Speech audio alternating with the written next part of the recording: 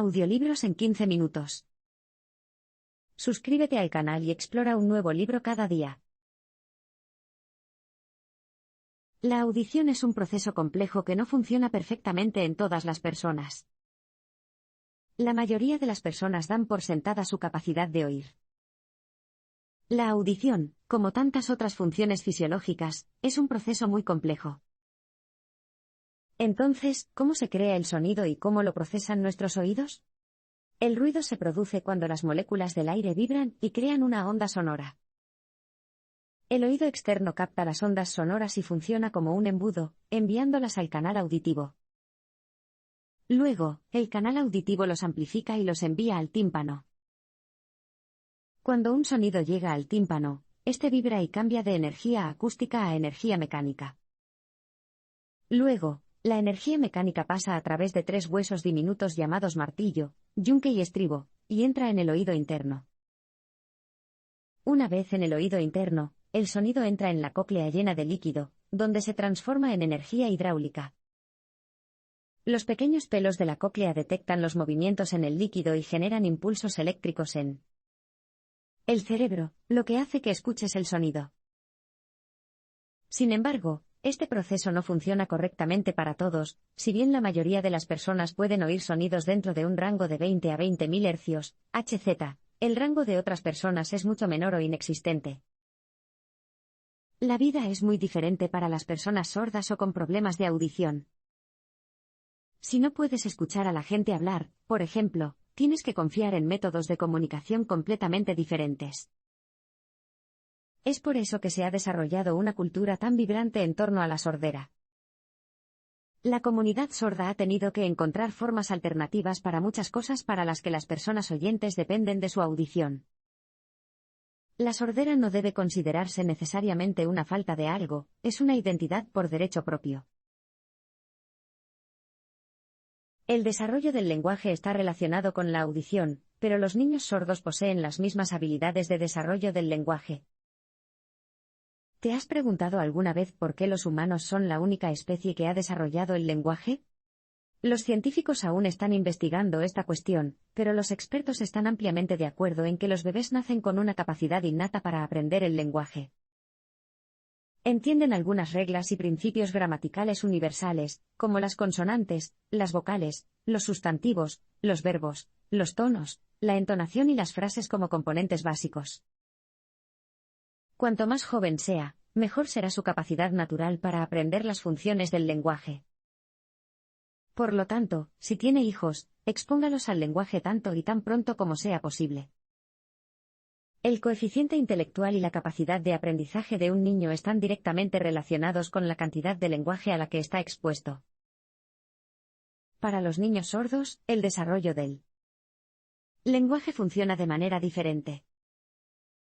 Aquí hay 2 escuelas de pensamiento. Una sostiene que los niños sordos deben centrarse primero en el lenguaje de señas, la otra afirma que la comunicación oral tiene prioridad.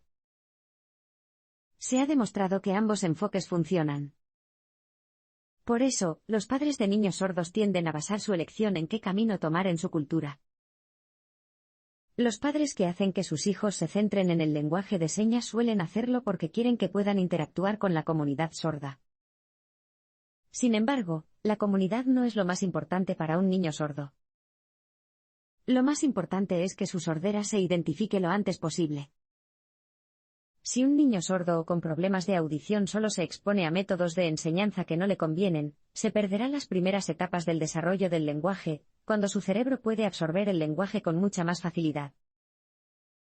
Los niños sordos necesitan que se les enseñe de una manera que sea significativa y productiva para ellos, por lo que la educación para sordos también tenga una cultura propia. El debate sobre la mejor manera de educar a las personas sordas tiene siglos de antigüedad. El concepto de sordera no se ha entendido bien a lo largo de la historia, y las personas oyentes a menudo asumían que las personas sordas eran simplemente menos inteligentes. Incluso Aristóteles pensaba que las personas sordas eran incapaces de aprender y utilizar las habilidades de razonamiento lógico. Hemos recorrido un largo camino desde entonces. De hecho, el debate sobre el uso de la lengua de signos o la lengua oral se ha prolongado durante siglos. Pedro Ponce de León, un monje benedictino español que vivió en el siglo XV, creía que a las personas sordas se les debía enseñar mediante el lenguaje de señas. El pensador alemán Samuel Einicke favoreció el enfoque oralista, ya que el lenguaje oral permitía a las personas sordas estar más incluidas en la sociedad. Los niños sordos tendían a aprender el lenguaje de señas más rápido, pero, durante siglos, las personas oyentes lo consideraron débil e inferior. Así que el oralismo se convirtió en el enfoque más preferido. Uno de los principales actores en el campo de la enseñanza oral fue Alexander Graham Bell. Bell usó el dinero y la fama que ganó con el teléfono para convertirse en el defensor más destacado de la educación para sordos orales en los Estados Unidos. Fundó la Asociación Ag-Bell, una organización de investigación que sigue desempeñando un papel importante en la educación de los sordos. La educación y la cultura de los sordos continuaron desarrollándose. En la primera mitad del siglo XX, el lenguaje de señas todavía se consideraba inferior al lenguaje real, pero eso empezó a cambiar en la década de 1960, cuando se escribió el primer diccionario estadounidense de lenguaje de señas. El American Sign Language Dictionary ilustró que el lenguaje de señas era tan complejo como cualquier idioma hablado. La gente comenzó a tener más conciencia política, y también se le ocurrieron nuevas ideas sobre la identidad propia en la década de 1960. A medida que la comunidad sordas se afianzó en su identidad, se desarrolló un nuevo término, cultura sorda. Los primeros defensores de la cultura sorda querían promover la sordera como una identidad de la que estar orgullosos. Las personas sordas tenían una herencia y una cultura tan ricas como cualquier comunidad oyente. La nueva comprensión científica de la audición permitió a los científicos desarrollar una nueva tecnología de audífonos. A medida que la comunidad sorda comenzó a afirmar más su identidad en el siglo XX, algo más también cambió: los científicos comenzaron a desarrollar herramientas para curar la sordera. Los primeros experimentos tenían como objetivo reparar las orejas dañadas. Durante mucho tiempo, los científicos carecieron de la tecnología y los conocimientos necesarios para ayudar a las personas con dificultades auditivas. Eso empezó a cambiar a mediados de siglo, gracias en gran parte a la invención del teléfono. La tecnología utilizada en el teléfono también se utilizó para crear los primeros audífonos electrónicos. Se podía usar para amplificar sonidos, pero en esencia era solo una batería conectada a un receptor de teléfono. En la década de 1950, se inventaron los implantes auditivos. Cuando los científicos descubrieron que la audición era producida por impulsos eléctricos en el cerebro, la audición eléctrica artificial se convirtió de repente en una posibilidad. Andrzej Journo fue el primero en experimentar con el uso de bobinas de inducción para que las personas con problemas de audición pudieran oír. Su primer paciente en utilizar con éxito un implante pudo diferenciar algunos sonidos, pero nunca aprendió a entender el habla. El implante también dejó de funcionar después de unas semanas. Más tarde, un otólogo llamado Bill House retomó el tema donde lo dejó Journo. Se le ocurrió la idea de evitar la cóclea en personas cuyas cócleas estaban dañadas mediante la estimulación eléctrica directa del cerebro. Esto llevó a la primera concepción del implante coclear, un dispositivo con un micrófono y electrodos que recopilaba el sonido y lo procesaba en señales eléctricas, que luego podían enviarse a los nervios de la persona. Los primeros implantes cocleares distaban mucho de ser perfectos. No podían captar mucho sonido, pero aún así fueron un gran paso adelante en la tecnología de los audífonos. En 1984, el implante coclear de House fue el primer dispositivo de este tipo en obtener la aprobación de la FDA. Los niños oyentes y no oyentes necesitan tiempo para desarrollar las vías neuronales que les permiten entender el lenguaje. Hemos visto cómo se procesa el sonido en las personas que oyen, pero, ¿qué pasa con las personas sordas? Tanto los niños sordos como los sordos necesitan experiencias para desarrollar sus vías neuronales. Los bebés nacen con alrededor de 78.000 millones de neuronas, y se generan aún más a medida que los niños crecen. Sin embargo, las vías neuronales solo se pueden formar con nuevas experiencias. Una vía se fortalece cuanto más se usa. Por lo tanto, cuanto más escuche un niño una palabra, más fuerte será el camino y mejor procesará la palabra. Por lo tanto, la capacidad de un niño para entender los sonidos depende de la cantidad de sonidos a los que esté expuesto. Si un niño tiene problemas de audición, su cerebro no desarrollará una comprensión adecuada de los sonidos durante sus años más formativos de desarrollo. Eso tiene un impacto en el tipo de implante que podría ser el más eficaz para ellos. Si un niño recibe un tratamiento auditivo, como un implante, es importante que se lo haga lo antes posible para que su cerebro pueda aprovecharlo mejor. Necesitará tiempo para acostumbrarse a tener conversaciones. Cuando escuchamos un lenguaje, no solo procesamos sus sonidos.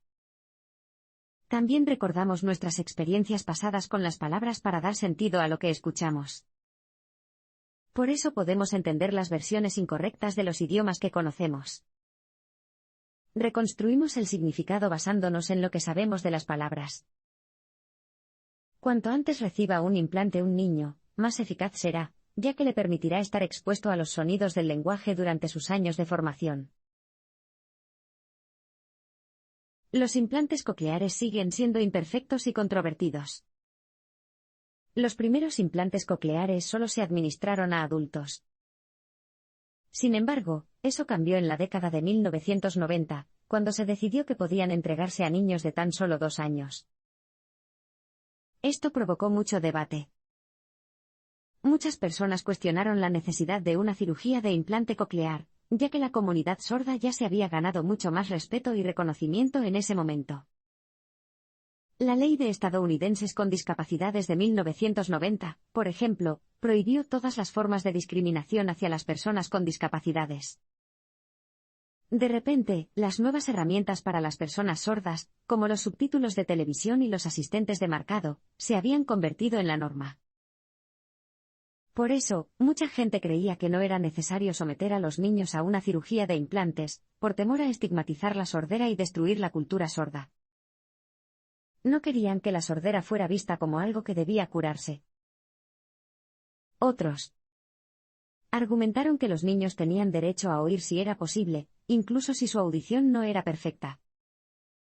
Los implantes cocleares también podrían servir como una alternativa más económica para las personas que no pueden pagar otras formas de asistencia para la sordera. El hecho de que los implantes cocleares fueran imperfectos tuvo un gran impacto en el debate. Una persona incluso le dijo al autor que los implantes cocleares hacían que las voces sonaran como el pato Donald al pronunciar el discurso de Gettysburg. Los implantes cocleares tienen 2 áreas específicas de debilidad. Por un lado, es difícil filtrar el sonido en el que quieres concentrarte si estás en un entorno ruidoso.